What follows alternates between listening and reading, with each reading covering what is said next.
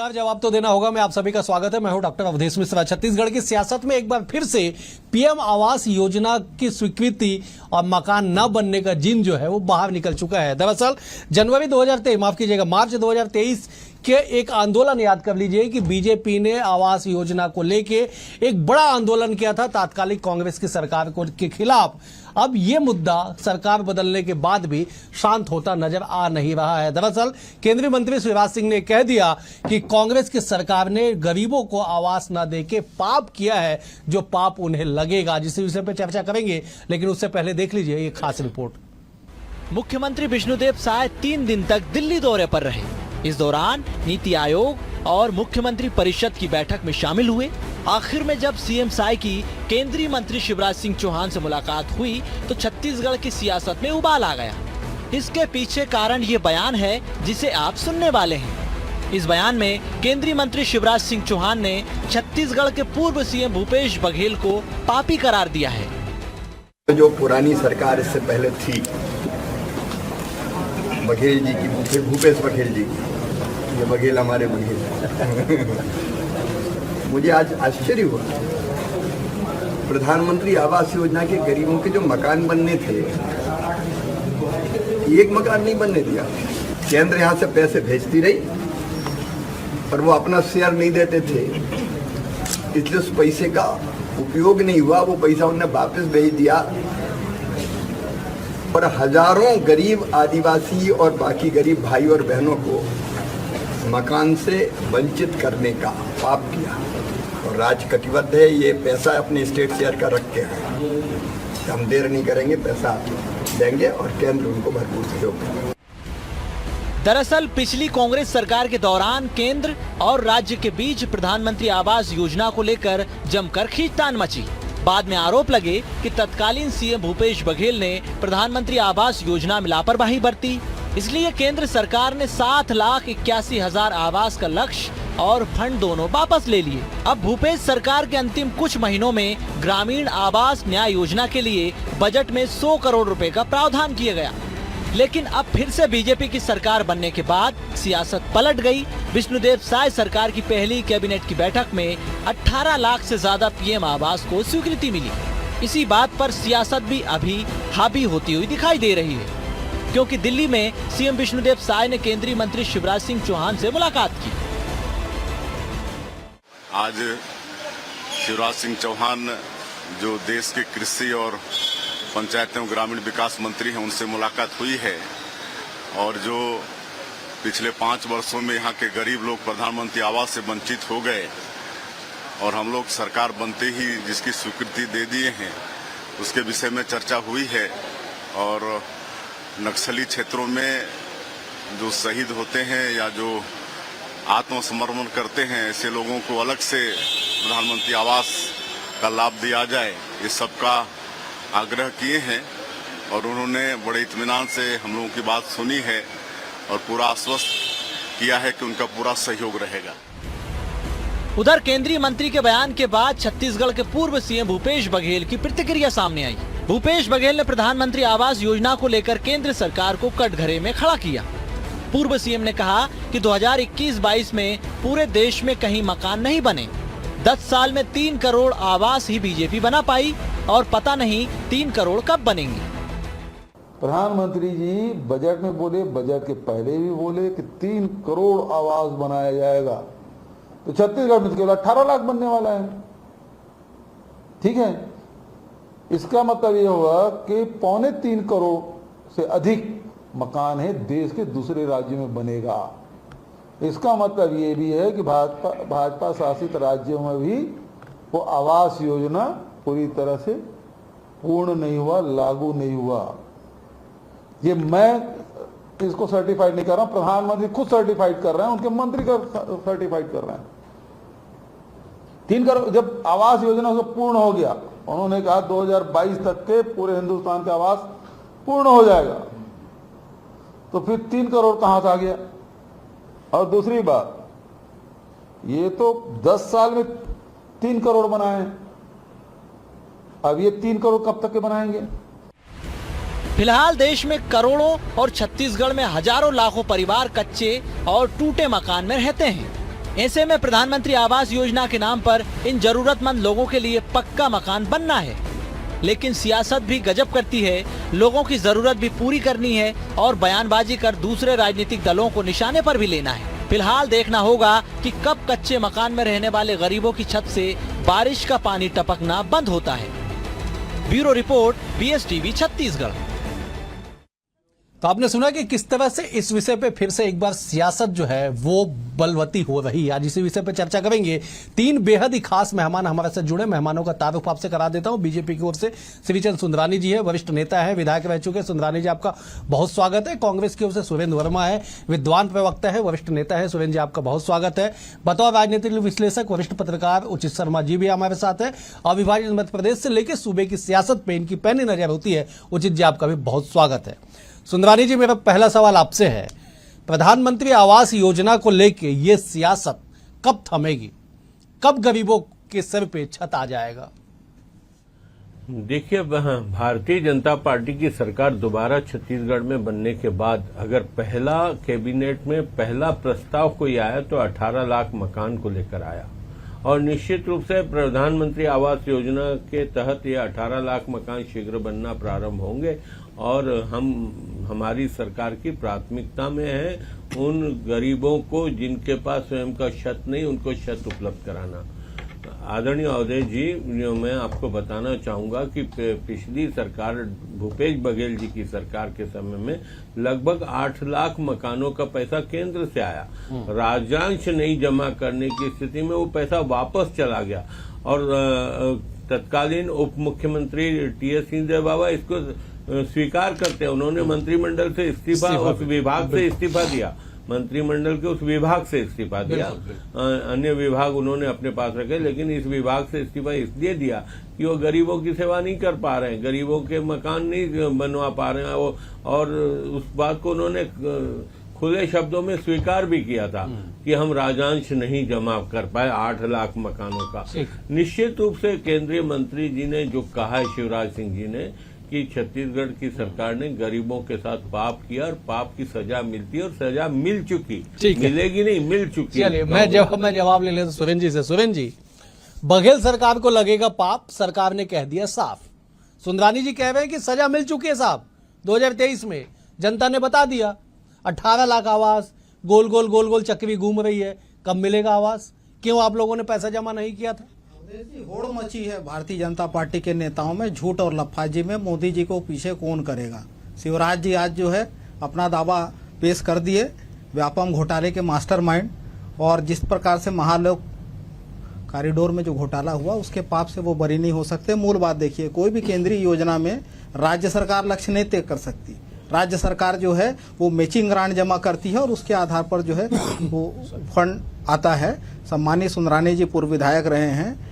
पहली कैबिनेट में जो फैसला शायद सरकार ने लिया था, जो दावा किए गए 18 लाख आवास का, बता दे एक नया पैसा भी किसी हितग्राही के खाते में आया हो। प्रदेश में 11,664 पंचायत हैं। हर पंचायत में लगभग 1543 जो लोग हैं उनको आवास स्वीकृति का एक पत्र ही दिखा दें कि इनको आवास स्वीकृत हुआ है। तो भारतीय जनता पार्टी के कुशासन में देखिए, ये योजना जब शुरू हुई थी अवधेश जी, 2016 में शुरू हुई थी, तब छत्तीसगढ़ के लिए 18 लाख का लक्ष्य था। और जब इसी तरह से डबल इंजन की तथाकथित सरकार थी, रमन सिंह जी यहाँ 2018 तक, दिसंबर 2018 तक सरकार में रहे, तब केवल 2,34,000 आवास बने। 18 लाख का लक्ष्य था, तो बाकी लोग से भेदभाव क्यों? और उसके बाद हमारी सरकार आई, 4,66,000 ग्रामीण आवास, उसके अतिरिक्त शहरी क्षेत्रों में PM आवास बने। और उसके बाद जब इन्होंने अपनी जिम्मेदारियों से मुंह मोड़ा, जब नए सर्वे ही नहीं हुए, 2011 के बाद जनगणना ही नहीं हुई, तो किस आधार पर नए हितग्राही चिन्हित किए जाएंगे? हमारी सरकार ने आवास न्याय योजना शुरू की। आपको याद होगा, बिलासपुर के पास सकरी में पहली किस्त जो है खातों में आया 47,000 का।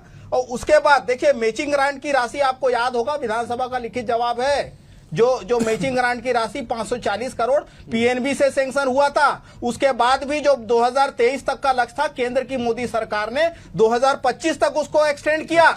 और वो समय पूर्व आने से पहले 31 मार्च को जो है फाइनेंशियल ईयर खत्म होता है, ये सितंबर के महीने में वापस ले लिए पैसा, और मैचिंग ग्रांट की राशि तो पहले ही पीएनबी में जमा था। तो ये भारतीय जनता पार्टी के नेता अपनी नाकामी और अपनी जो छत्तीसगढ़ के हितग्राहियों की उपेक्षा है उसको कांग्रेस पर ठीकरा ना फोड़े, और ये इस प्रकार से झूठे आंकड़े पेश करना बंद कर दे। केंद्रीय मंत्री हैं, संविधान की शपथ लिए हैं, कुछ तो शर्म करें। ठीक है सुरेंद्र जी, मैं लौटूंगा। मैं जब एक बार उचित जी का रुख कर लेता हूं। उचित जी, सियासत तो आप दर्जनों विषय पे सालों से देखते आ रहे हैं, लेकिन एक ऐसा विषय बना हुआ है कि 16 जुलाई, यही जुलाई का महीना 16 जुलाई 2022, टीएस सिंहदेव इस्तीफा दे देते हैं, 4 पन्नों का पत्र लिख देते हैं कि साहब मैं गरीबों का सेवा नहीं कर पा रहा, प्रधानमंत्री आवास के घर नहीं बन पा रहे, पेशा कानून में संशोधन हुआ, उनसे पूछा नहीं गया, तमाम तरह के कारण बता के वो इस्तीफा दे देते हैं।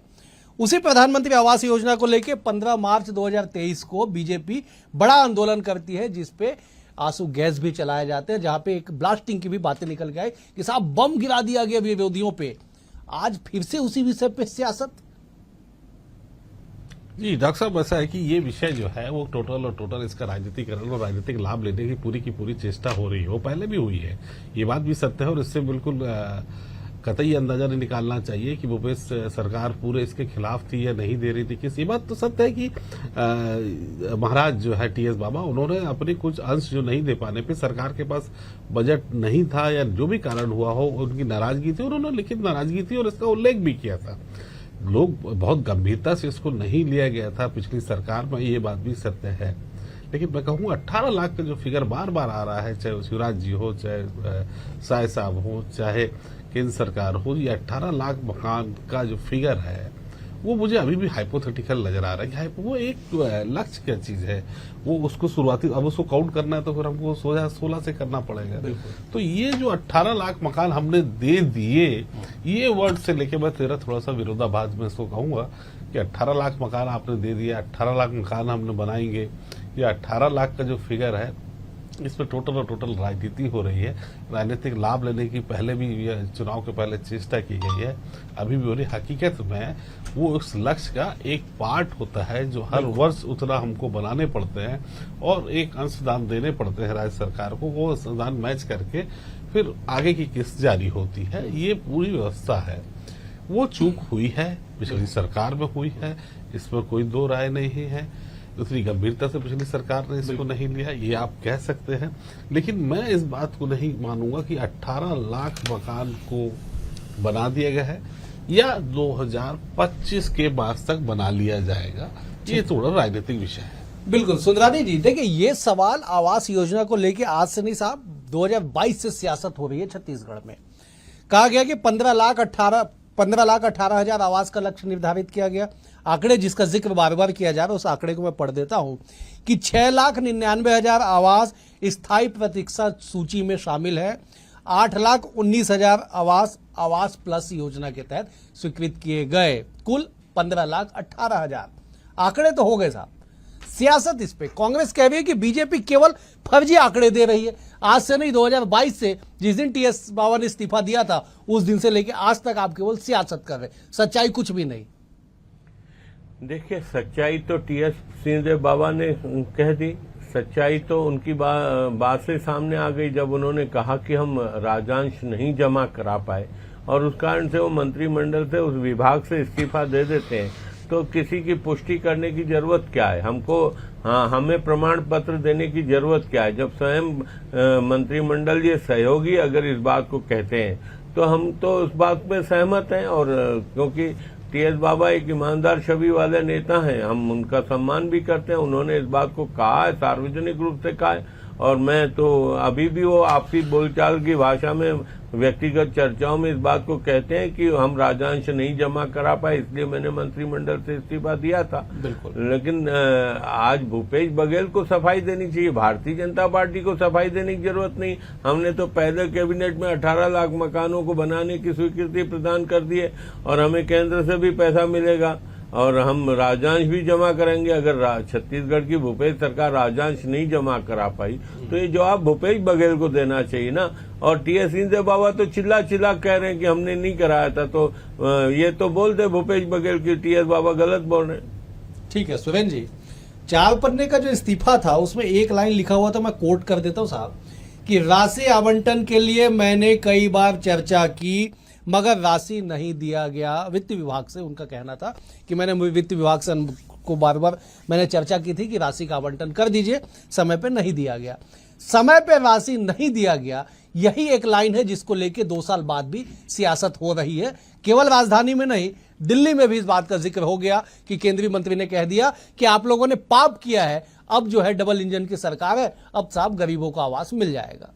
अवधेश जी, आप विद्वान पत्रकार हैं, मैं आपसे सवाल पूछता हूं कि किसी के द्वारा लिखे गए पत्र और विधानसभा के लिखित आंकड़े, इसमें आप किसको व्यवहारिक मानेंगे, किसकी मान्यता आप जो है अगर पुष्टि करनी हो तो आप किसका रेफरेंस? स्वाभाविक तौर पे विधानसभा का जो लिखित आंकड़ा है उसमें पंजाब नेशनल बैंक से 540 करोड़ रुपया राज्यांश के तौर पर स्वीकृत हुआ था। और जो 21-22 वाला जो साल था, पूरे देश में 2022 तक जो आवास स्वीकृत किया जाना था, मोदी जी ने आते ही कहा था 2022 तक। सुन लीजिए, पूरी बात मेरी हो जाए, मूल बात। ना, मैंने कुछ नहीं कहा। जो रमन सिंह ने स्वीकृत किया था 18 लाख के अगेंस्ट केवल 2,34,000, जो गरीबों से आवास का अधिकार छीनने का पाप जो भाजपाइयों ने किया था, उसके लिए सुंदरानी जी क्या आप माफी मांगेंगे?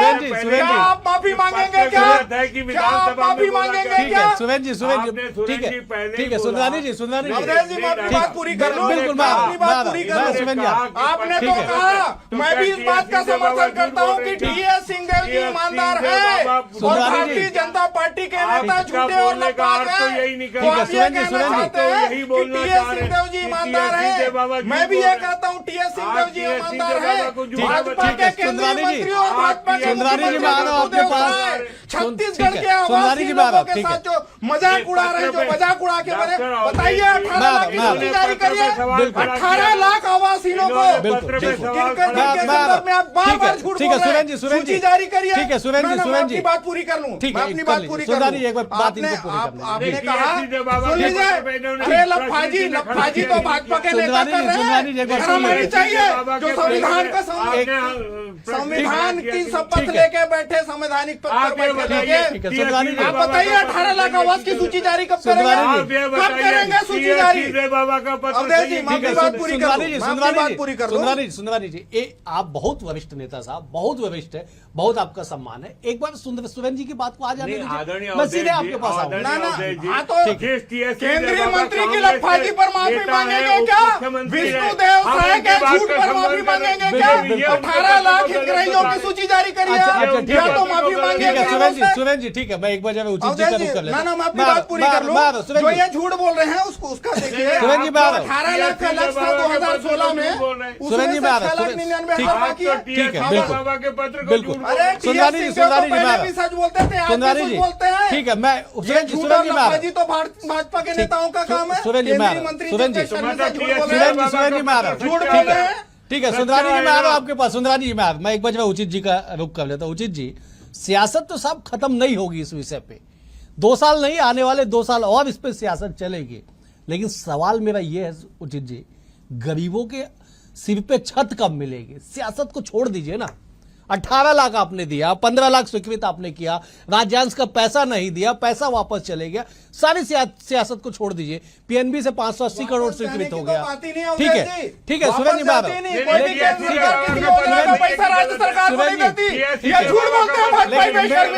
मेरा सवाल गरीबों के सर से छत छीनने का जो काम है वो भाजपा के नेता करते हैं। 45,000 जो आवास योजना की राशि ठीक है, क्यों नहीं मिली? ठीक है, मेरा सवाल उचित जी, प्लीज आप जवाब दे। जो विषय पे चर्चा हो रही है और जिनके बयान को माइलस्टोन मान लिया गया है कि टीएस बाबा जी ने कहा कि अंशदान हम नहीं दे पाए थे, वजह वो नहीं, वजह जब उसी बात जब उनसे चर्चा की गई तो उनका कहना था कि 18 लाख का जो मकान का फिगर दिया जा रहा है वो गलत है, उससे मैं सहमत नहीं हूँ। अगर बात रखना है उनकी तो दोनों बात चर्चा होनी चाहिए। उनसे जब स्पष्ट रूप से पूछा गया कि क्या ये 18 लाख मकान है, तो बोले मैं इस आंकड़ों से सहमत नहीं हूँ। अब इसके क्या से निकाले जाए मत निकाले जाए, लेकिन आप पूछ रहे हैं कि छत, देखिए ये तो सरकार की नीति और नियत पे निर्भर करता है कि मकान मिल पाए या ना मिल पाए, ये एक राजनीतिक विषय हो सकता है। लेकिन जिस तरीके से प्रचार प्रसार किया जा रहा है उसकी बजाय हम अपने से कहां से शुरू हुए थे कहाँ हम एक साल में जा रहे हैं और कितने लोगों को हम इससे लाभान्वित कर सके, उस पर फोकस हो तो ज्यादा महत्वपूर्ण है। कि ठीक है, पिछली सरकार में 18 लाख का तो एक लक्ष्य टारगेट है, आपको साल में जो 2 लाख, 2.5 लाख, 3 लाख मकान बनाने हैं, तो लक्ष्य आपको दिया गया, उसमें कितने % तक आप सफल हो पाते हैं, उसको कितना % आप क्रॉस कर जाते हैं, कितनी जल्दी आप अपना अनुदान दे देते हैं, वो आदर्श स्थिति पैदा अभी भी नहीं हो पा रही है। वो स्थिति होनी चाहिए। तभी तो एक मवेशी डेवलपमेंट की हम जो बात करते हैं कि आप केवल राजनीति करते रहेंगे, पिछली सरकार को कोसते रहेंगे और 18 लाख के फिगर को ये बताने की चेष्टा करेंगे कि 18 लाख भूपेश बघेल और कांग्रेस खा गई, या उसका पैसा 18 लाख ऐसा पैदा किया जा रहा है माहौल की कांग्रेसी 18 लाख गरीबों को मकान नहीं दे पाए। हकीकत वैसी नहीं है। आप थोड़ा तो उस पर जमीन स्तर पर चर्चा करें कि मकान 18 लाख बनने थे, साल का इतना लक्ष्य था, इतने लोगों को लाभान्वित हुए, इतने नहीं हो पाए, जिसकी जिम्मेदारी है ये समझ में आता है। बिल्कुल सही कि भाई 44,000 इस साल का लक्ष्य है, उस वित्तीय वर्ष का था, उस वित्तीय वर्ष में यह अनुदान नहीं किया, इसकी जिम्मेदारी है, ये एक समझ में आता है। 18 लाख फिगर आप पूरा उठा के दे देंगे तो ये चीजें असंभव है और पूरा एक पारदर्शिता इसमें कुछ नजर नहीं। बिल्कुल सुंदरानी जी, मैं सीधा सवाल आपसे साहब, अब तो डबल इंजन की सरकार है, आपने पहले कैबिनेट में 18 लाख आवास स्वीकृत कर दिया, साहब बनना कब तैयार होगा? मैं इसलिए पूछ रहा हूं क्योंकि अभी हाल में विधानसभा का सत्र संपन्न हुआ, पूर्व मुख्यमंत्री भूपेश बघेल के ही सवाल पे यह जवाब आया कि स्वीकृति अभी एक भी आवास की नहीं मिली है। कब तक धरातल पे आ पाएगा सुंदरानी जी? देखिए, निश्चित रूप से डॉक्टर अवधेश जी, मकान बनाने में समय लगता है। मकान की स्वीकृति, उसकी लोकेशन चिन्हित, प्लॉट चिन्हित करके मकान बनाने की बात है, तो निश्चित रूप से जल्द बनेंगे। हमारी सरकार तो जो कहती है वो पूरा करती है। हम भूपेश बघेल जैसे अच्छा, अपने दावे के लिए कब माफी मांगेंगे? ना, ये तो होल्डिंग और विज्ञापन में अभी क्या दावा कर रहे हैं, दे दिए 18 लाख आवास ये देने का दावा कर रहे हैं, तो दे रहे हैं ना, विष्णुदेव साय के छूट के लिए भाजपा का माफी मांगेंगे? कब माफी मांगेंगे? जब पहले डबल इंजन की सरकार थी, 18 लाख का लक्ष्य था, केवल 2,34,000 बनाए। हमारी सरकार ने 9,13,000 आवास बनाए, अपने झूठ के लिए कब क्यों माफी मांगेंगे? सुरेंद्र जी, मैं सीधे आपके पास आऊं, एक बार सुंदरानी जी जवाब पूरा कर ले। सुंदरानी जी, आप जवाब पूरा कर लीजिए, मैं सुरेंद्र जी का रुख करूंगा। देखिए, निश्चित रूप से 18 लाख मकान अगर हमने पहले कैबिनेट में तय किए हैं, ये 5 साल तक तो मकान नहीं बनाए, राजांश नहीं जमा किए, हमको 7 महीने में कटघरे में खड़ा करना चाहते हैं, तो माफी तो इनको मांगना चाहिए। हमें समय देना, हम करेंगे। 18 लाख मकान बोले तो बना के देंगे। ठीक है सुरेंद्र जी, अब आप जवाब दे दीजिए। पिछले 8 महीने की सरकार में एक भी आवास स्वीकृत नहीं हुआ। जितने इनके दावे हैं केवल विज्ञापन और होल्डिंग में हैं। इनके सारे दावे फर्जी हैं। कांग्रेस की सरकार ने छत्तीसगढ़ में 5 साल में पूर्ववर्ती भूपेश बघेल की सरकार ने 9,13,000 पीएम आवास बनाए। उसके अतिरिक्त जो आवास न्याय योजना, आपको याद होगा सकरी में जिसका उद्घाटन हुआ था, 47,000 आवास हमने उसमें दिए। भारतीय जनता पार्टी की जो सरकार है पहले भी निकम्मी थी और अब की तो और 2,34,000 कुल आवास केवल बने थे दिसंबर तक। भारतीय जनता पार्टी की रमन सिंह की सरकार ने केवल 2,34,000 आवास बनाए। सरकार एक भी स्वीकृत नहीं करा पाई है। ये केवल और केवल गरीबों से धोखा कर रहे हैं। इनके दावे फर्जी है, इनके विज्ञापन झूठे हैं, इनके होल्डिंग में किए गए दावे और जो वादे हैं वो पूरी तरह से डॉक्टर अवधेश फैक्ट और फिगर की आप देखिए, 9,34,000 में डॉक्टर रमन काल के भी 277 शामिल हो गए। बिल्कुल शामिल है, बिल्कुल। अब ये 977 और 9 ना आप 11 लाख 1,000 कुल बने हैं। 11 लाख 1,000 उसमें 2,34,000 शामिल है। रमन सिंह 7 लाख इनको बनाने हैं, ये बनाएंगे, बताएंगे 18 लाख कि हम बना चुके। तो ये जो लोग, क्या बाकी के मुख्यमंत्री काम नहीं किए क्या डॉक्टर रमन सिंह ने काम नहीं किया है? क्या भूपेश बघेल ने काम नहीं किया है? अब केवल विष्णुदेव साय वही काम कर रहे हैं? ऐसा नहीं है। ये तो 70 साल में अटल जी को भी गिनने वाले हैं। केवल राजनीति हो रही है कि आप बनाए भाई। ऐसा नहीं डॉक्टर रमन सिंह ने इसमें काम किया, भूपेश सरकार ने काम किया, और ये नहीं किया। और साय साहब भी काम करेंगे।